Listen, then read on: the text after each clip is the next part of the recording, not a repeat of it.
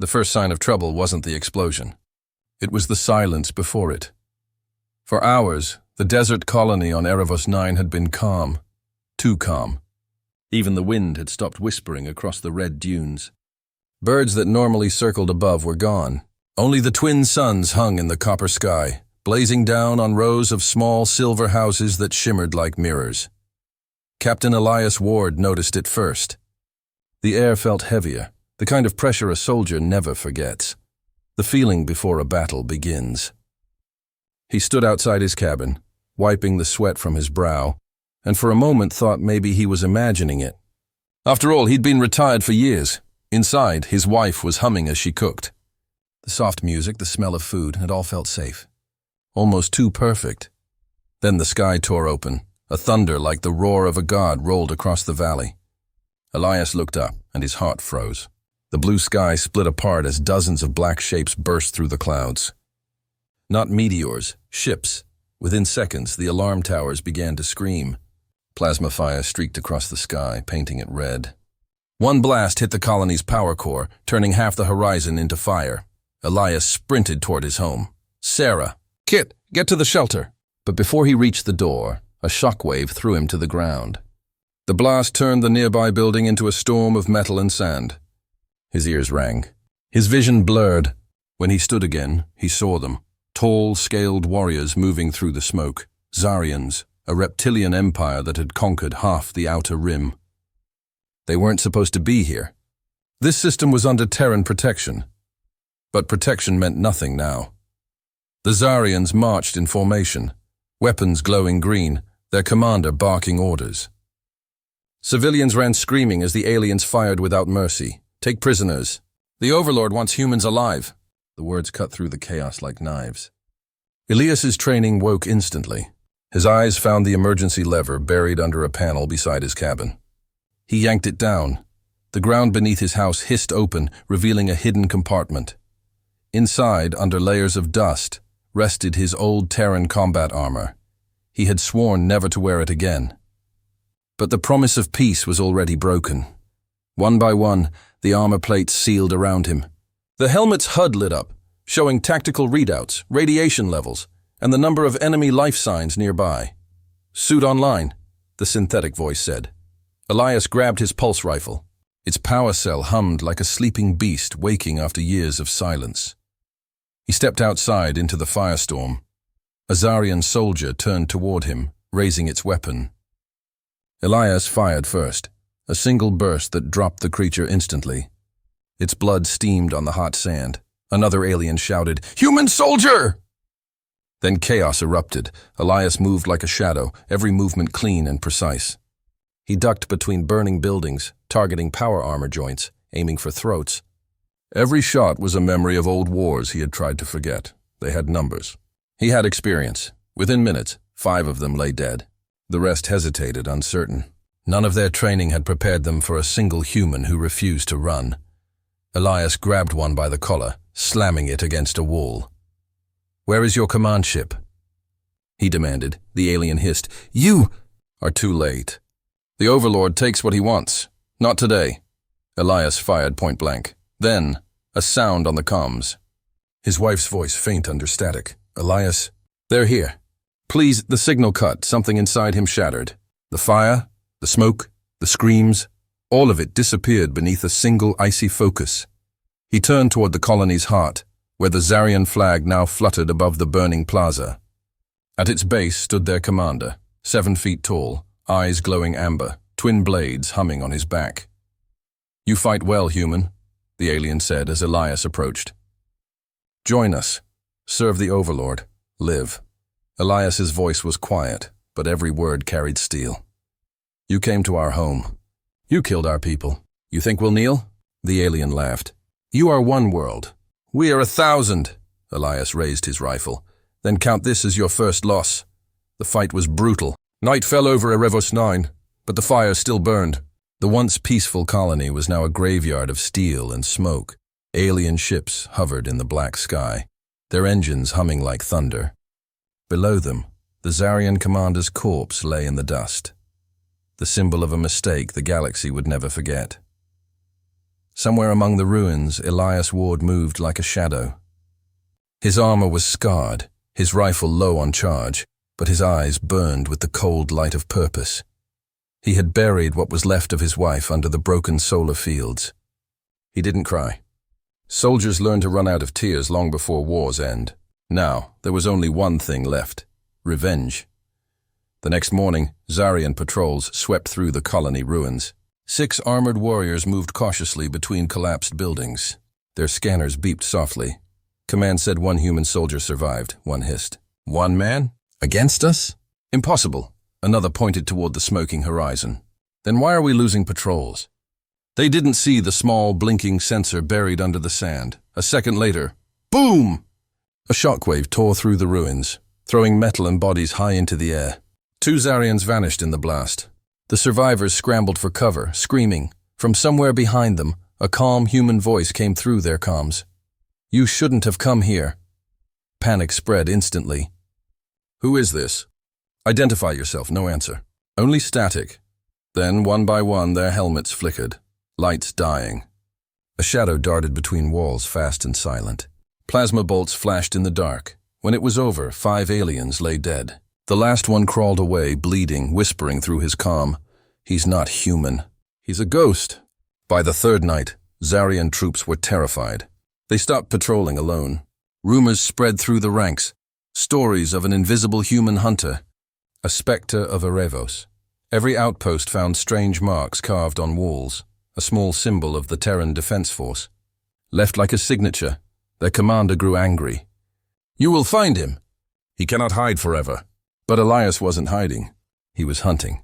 In the dark, he set traps made from scrap metal and old colony tools. He rerouted the aliens' own drones to track their movements. Every time they tried to set a camp, he burned it down. They used night vision scanners. He used heat decoys. They sent squads of 10. He took them apart one by one. He didn't fight like an army. He fought like a nightmare. Sometimes he would play recordings of alien screams through the comms to confuse them. Sometimes he left helmets stacked in perfect rows, as if mocking their discipline. Within a week, 50 Zarians were dead, and 1 man was responsible. Up on the command ship, General Vrakal, the Overlord's right hand, listened to the reports with growing fury. How is 1 human destroying entire patrols? He uses old Terran tactics, sir. Guerrilla warfare. No pattern, no logic. Then find his logic. Double the troops. Burn everything. But fear had already infected the Zarian ranks. Soldiers refused to go planetside at night. Officers whispered that the planet itself had cursed them. One frightened technician asked, "What if this is how all humans fight?" Vrakal snarled, "Then the galaxy is doomed." Elias didn't hear their panic. He was busy inside a ruined communications tower surrounded by half-broken terminals. He wiped the blood from his hands and connected his suit to the alien systems. After hours of decoding, a signal appeared. The Zarian command frequency. It showed the location of the main ship orbiting the planet. He smiled grimly. Perfect. He opened a broadcast to all enemy channels. "This is Elias Ward of Earth. You came to conquer. You came to enslave. But now you'll remember this world as your grave." The war on Erebus 9 had become a nightmare for the invaders. A planet they thought would fall in a day had swallowed their armies whole. In 10 days, hundreds of Zarian soldiers were dead. Patrols vanished without a trace. Their dropships never returned. Even their scanners lied to them. The survivors whispered a name through trembling voices. The ghost of Erebos. But up in orbit, General Vrakal refused to believe in ghosts. He stood on the bridge of his flagship Oblivion Spear, staring down at the burning planet. "One man cannot destroy an army," he growled. "Then explain the losses, sir," replied his officer nervously. "Explain why none of our soldiers will go planetside."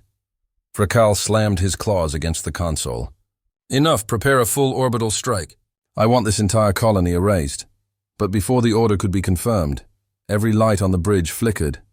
The ship's control panels went dark. Then, on the main holoscreen, a human face appeared. Helmet cracked, armor scorched, eyes burning like blue fire. Elias Ward. The entire bridge froze. His voice echoed through their comms, cold and calm. "General." "Can you hear me?" Vrakal's jaw tightened. "How dare you?" "No. You should be asking how I did this, Elias interrupted. Your systems, your comms, your ships, they all run through the same relay. And I just hijacked it. The officers exchanged horrified looks. Every Zarian ship in orbit was now broadcasting his message. Live, unfiltered. Not just to Erebos 9, but across every nearby system. Aliens across the galaxy turned their screens toward the human transmission. The feed stabilized. Elias stood on top of a destroyed Zarian walker, smoke rising behind him. He spoke slowly, every word clear, every sentence hitting like thunder. You thought humans were easy to break. You thought our silence meant fear. You thought we'd kneel when you came for us. He looked directly into the camera. But you forgot who we are. He pointed at the burning colony behind him. We come from a world that tried to kill us every day. We fought storms, hunger, disease, and we survived. You think your claws and ships can scare us? We built our strength from pain. We built our courage from loss. The galaxy listened in silence. Even the Galactic Council's neutral systems intercepted the feed. No one had ever heard a human speak like this before. You came to take our people, Elias continued, his voice steady despite the fire and chaos around him. Now I'm taking back your fear. He held up the Zarian commander's insignia, a twisted piece of metal still dripping with alien blood. This was your leader. Now it's just another reminder. The background shifted. Wrecked ships, alien corpses, and one lone human standing tall under the burning suns. You call us primitive. You call us violent. You're right. But you should have remembered. Everything we love, we defend. And everything we defend, we never lose. He paused. The sound of distant thunder rolled over the planet. Another Zarian base exploding. Tell your overlord this. Humanity doesn't start wars. But when you bring one to us, we end it. Across alien spaceports, traders and mercenaries stared in stunned silence as the human's face filled their screens. In royal courts and pirate dens, everyone saw the same feed. Elias Ward, the man who had turned one colony into a graveyard for invaders. Who is this human? Someone whispered. Not a soldier, another said quietly. A warning. On the Zarian flagship, General Vrkal roared, smashing a control panel. Cut the transmission. Now! But his technician shouted, We can't! He's controlling the system. And then Elias's voice came one last time, low and final.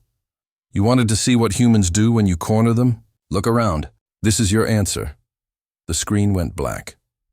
Moments later, every Zarian ship in orbit began to malfunction. Elias had planted a virus inside their main relay, a code so simple it confused their AI systems. Engines overheated, weapons shut down, shields flickered out. In the chaos, human distress beacons lit up across the system, and far away, the Terran defense fleet finally heard them. Back on Erebos 9, Elias watched the stars. One by one, blue flashes appeared across the night sky, Terran warships dropping out of hyperspace. For the first time in centuries, the galaxy was quiet. Not peaceful, just holding its breath. Erebos 9 still burned like a red scar in space. The ashes of alien warships drifted in slow orbit, silent reminders of a simple truth the galaxy had forgotten. Never provoke humans. But the silence didn't last. In the heart of the Orion cluster, on a cold moon wrapped in metal towers, the Galactic War Council gathered. 12 races, 12 rulers, each carrying centuries of arrogance and fear. The hall's walls glowed with holographic stars, and at the center floated a hollow image, the human known as Elias Ward, his armor scorched. Eyes like burning ice, the alien voices clashed in anger. He destroyed an entire invasion force, hissed the Seaearth, their serpent tongues flicking. One soldier, growled the Dravak general, his scales rippling. Impossible. You saw the transmission, said the insectoid Gel Prime, clicking mandibles nervously. Every system saw it. The human made the Overlord look weak. At the head of the table sat Vrakal's successor, the new Zarian warlord, armor black as obsidian. His fist slammed onto the table. That human humiliated us before the entire galaxy.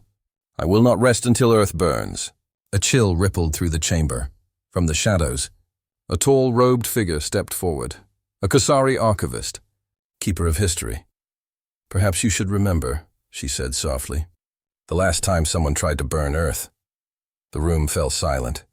Everyone knew the story, how ancient empires had once tried, and how humanity's retaliation had erased them from maps. The archivist's eyes glowed faintly. "Humans are not powerful because of numbers," she whispered. "They are powerful because they do not stop." "You can destroy their cities, but you cannot break their spirit," the Zarian warlord hissed. "Then we destroy their spirit first." He raised his hand, activating a holomap. Red dots marked Terran colonies across the galaxy. Coordinated strikes, swift and merciless. "Leave no survivors. If fear made them strong, we drown them in terror." Gasps echoed through the room. "That is madness," said the Lumarian delegate, her crystalline body shimmering with light. "You will start a war none of us can win." "The war has already begun," the warlord snarled. Erebos was the first blow. We will answer with the last. Meanwhile, far from the Council's chamber, on a Terran battle carrier above Erebos 9, Elias Ward stood at the viewport watching the repairs below. The stars reflected off his armor like fireflies.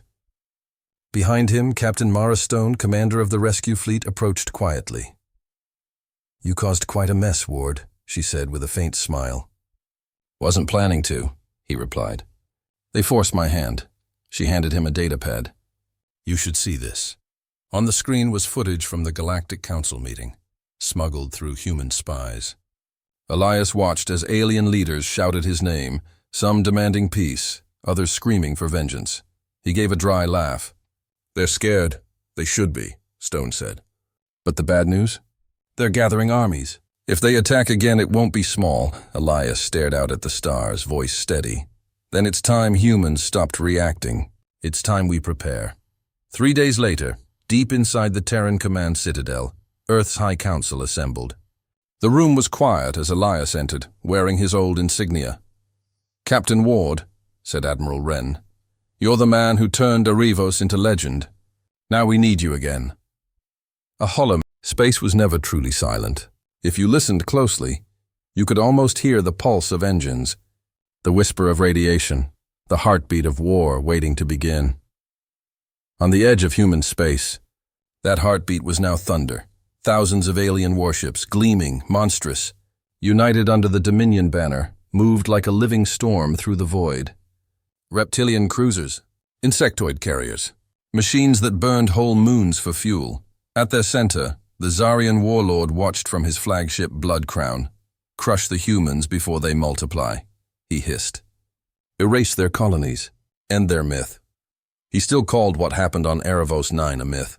He would soon learn it was prophecy. Far across the stars, in orbit above Mars, the Terran Vanguard Armada stood ready. Black-hulled ships shimmered with the blue light of newly forged plasma drives. Engines hummed. Crews whispered final messages to families they might never see again. At the center floated the TDF Eclipse, silent and dark as a tomb. Inside, Captain Elias Ward stared at the tactical map, red marks spreading like infection across the galaxy. "They're coming," said Captain Marastone beside him. "Good," Elias replied. "We've been waiting. The first contact came at 0300 hours. Scouts on the frontier moon Argon 5 went dark. Then the sensors screamed. The Dominion fleet had arrived. Every other commander would have ordered retreat." Elias smiled instead. "Patch me through to all ships." 1,000 voices quieted. The fleet held its breath. "This is Captain Elias Ward," his voice thundered through every channel. "They think humans can't stand against their numbers. They think fear will break us. But they forgot. Fear built us. Fire forged us. And now we give it back." Silence. "Then, for Earth!" The battle cry roared through the fleet like lightning through steel. The void exploded. The Dominion unleashed a storm of plasma. Entire sectors of space turned white-hot. But the Terrans didn't fight head-on. "They vanished. Where did they go?" shouted a Dominion officer. Suddenly, from behind asteroids and nebula clouds, human ships reappeared. Smaller, faster, moving like predators. They had shut down heat signatures, hidden behind the radiation of dying stars. Now they struck. Dozens of Dominion cruisers went dark, engines sliced open by precision strikes. Human frigates darted through debris, leaving electromagnetic mines that tore the enemy formations apart. "They're fighting like ghosts," screamed a Zarian pilot. From the bridge of the Eclipse, Elias watched the chaos. Ghosts, he murmured. No, we're humanity. We haunt no one, we hunt. On the Dominion flagship, the warlord slammed his claws on the console. Their tactics are madness. Madness? His advisor rasped. Or genius. The warlord's eyes narrowed. Then we drown them. He ordered a planetary strike on Argon 5, intending to glass the surface. Millions of civilians still there.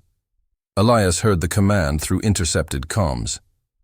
His jaw tightened. They're targeting civilians, he said quietly. Then we stop them, Mara replied. The Eclipse turned toward the Dominion supercarrier, a ship 50 times its size. The bridge shook as the engines pushed beyond safety limits. Every alarm screamed, every light flickered red. We'll never break their shields, yelled the navigator. Who said anything about shields? Elias said. He transferred control to manual, steering directly into the enemy formation. The war should have ended after Argon 4th. But humanity doesn't stop when the enemy retreats. It finishes what was started. For months, the galaxy had whispered about it. A storm was coming, a storm with human engines. Across alien space, cities once proud began to flicker and go dark. No one saw the Terran fleet arrive. They simply appeared, silent, precise, unstoppable. World after world that once served the Dominion found themselves cut off from their overlords. The hunters had become the hunted. On the bridge of the TDF Eclipse, Captain Elias Ward studied a star map filled with red systems. Each one was a slave world under Dominion control. Each one a wound waiting to be healed. Set course for Vraxis Prime, he ordered. Their capital? Asked Captain Marastone. Their throne, Elias replied. And thrones fall hardest. The crew moved with quiet purpose. They had fought through nightmares, but now they carried something stronger than anger. Conviction. When the fleet dropped out of warp, the view was breathtaking. Before them hung Vraxis Prime, the Dominion's crown jewel, a massive planet of black mountains and molten rivers.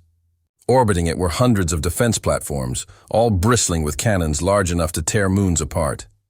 They're waiting for us, Mara said. Good, Elias answered. Let's not keep them bored. The first human salvos cut through the void like meteors. Plasma beams lanced out, striking the nearest stations. Explosions bloomed like dying stars. Dominion ships poured from the atmosphere, a swarm of steel and rage. The battle lit up the sky above Vraxis Prime, turning night into day, but the humans had learned. They moved like a single machine, coordinated, unpredictable, terrifying. Small Terran ships slipped under the massive alien dreadnoughts, planting EMP bombs at their cores. Within seconds, engines flared, then died. The giants drifted powerless as human destroyers finished them with railgun volleys. They're breaking formation, shouted Mara. Then break them completely, Elias replied. Down on the planet, the Dominion fortress shook as alarms blared. Inside, alien generals argued in panic. Their fleet should not exist. We destroyed their shipyards. Then how are they here? A trembling officer pointed to the feed, Elias Ward. His armor blackened with the mark of Earth. Leading drop pods through the clouds. Because humans rebuild faster than we destroy them, the officer whispered. The pods hit the ground like thunder. Elias stepped out into the burning winds of Vraxis Prime. Behind him poured Terran Marines, drones, and allied defectors, species once enslaved now fighting under the human flag. The streets of the capital turned into chaos. For the first time in history, the Dominion was bleeding on its own soil. At the heart of the city stood the Citadel of Chains, a fortress built from the bones of conquered worlds. Inside waited the last of the Zarian line, the Overlord Kareth, towering, armored, eyes glowing like molten gold. Elias entered through smoke and flame, rifle lowered but steady. Kareth's voice. The war was over. For the first time in generations, the stars were quiet, no burning cities. No battle cries, only the soft hum of rebuilding and the echo of a name carried across the galaxy. Elias Ward. The Dominion had fallen. Its banners lay in ashes across worlds that once trembled under its rule.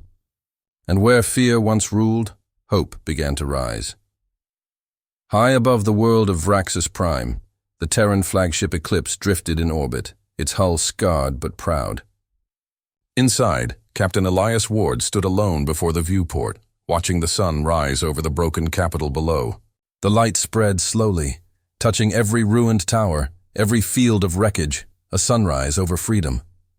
"You did it," said Captain Mara Stone quietly as she approached. "No," Elias replied, "we did. Humanity just reminded the galaxy who it is." She smiled faintly. "You turned soldiers into saviors." He didn't answer. His eyes stayed on the horizon.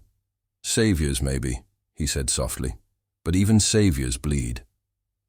Weeks later, the Galactic Council gathered for the first time since the war began. The Great Hall, once a stage for arrogance, now felt humbled. Leaders from dozens of species stood as the human delegation entered.